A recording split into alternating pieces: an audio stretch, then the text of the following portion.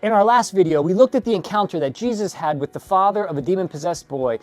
And in that encounter, we can all place ourselves there. We've been there, or maybe we're there right now, where you're like the dad as Jesus is pulling into something greater. You're like, I believe, help me overcome my unbelief. That was Mark chapter 9, verse 24.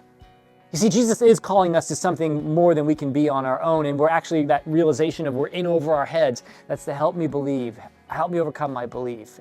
Now, before that critical conversation happened before Jesus and the dad, another conversation was happening between the disciples and the religious leaders. It was really more of an argument, not a conversation.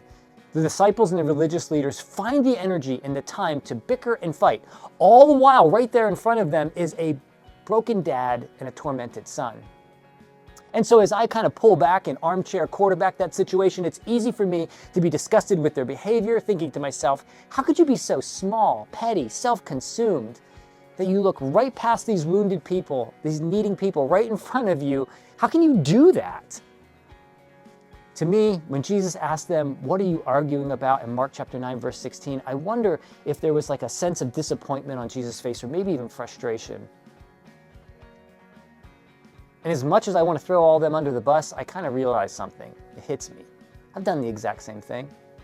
In the midst of people all around me needing encouragement, needing hope, I can argue.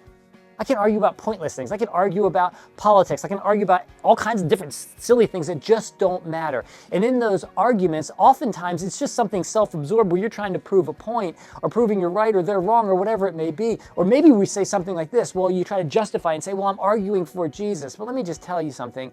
No one's ever been argued into the kingdom of God. They're loved into it. So when we argue, what happens is we usually turn in on ourselves and we don't see the people around us, and we can easily miss the opportunity to share the hope and love of Jesus with those right in front of us.